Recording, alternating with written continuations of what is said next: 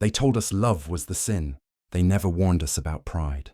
They told us desire should kneel, that faith should never shake, that God prefers quiet people who don't ask questions. But nobody tells you what happens when the hands that preach holiness are the same hands that decide who deserves mercy.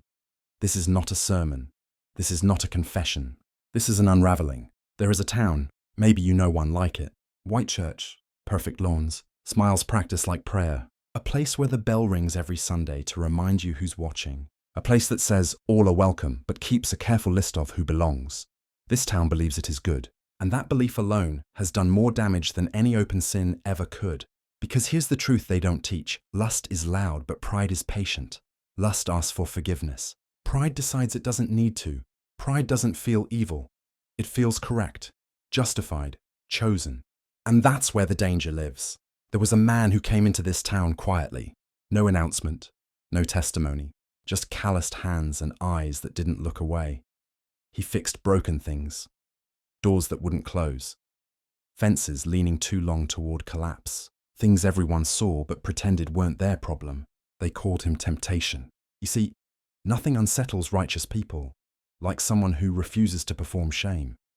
And then there was a woman raised like an inheritance, not to be discovered, to be protected, preserved. She was taught scripture before desire, obedience before understanding. She learned how to pray long before she learned how to listen to herself. They told her love would come later, after approval, after permission, after she proved herself worthy of wanting anything at all. No one warned her how hunger grows when it's ignored. Their story didn't start with sin, it started with silence, with noticing, with conversations that lasted a little too long, because lust doesn't always arrive screaming. Sometimes it whispers, "You are alive." Sometimes it doesn't want your body, it wants your honesty, and that is far more dangerous. Religion told her desire was a test, something to overcome, something to defeat. But religion never taught her how terrifying it is to be seen without judgment, never taught her that suppressing truth doesn't make you holy, it just makes you brittle. And brittle things shatter violently. The town noticed. They always do. Because places built on appearances are experts at surveillance, whispers grew teeth. Concern became suspicion. Love became threat. And one night, after restraint finally broke, after two people chose truth over fear, the river ran red. They found him dead by morning. A knife wound, clean, decisive, and the town didn't ask why. They asked who looked right to blame. Justice moved quickly when it already knew the answer. Because righteousness hates delay when control is slipping. Here's the part they won't say out loud. Murder doesn't always come from rage. Sometimes it comes from terror. The terror of losing authority, of being exposed, of watching obedience slip through your fingers. Pride wears a collar.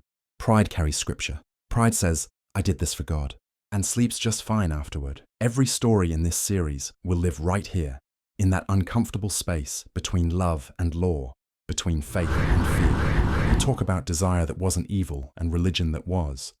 About people punished, not for sin, but for truth. Because sometimes the most dangerous thing you can do is tell the truth in a place that survives on silence. If you've ever loved something you were told to hate, if you've ever questioned what you were raised to believe, if you've ever felt guilt for wanting more than permission allowed, this series is for you. This is episode 1, the beginning of the unraveling. Next time, we talk about the night obedience broke and a town decided who deserved to bleed. Because in places like this, saints don't bleed clean.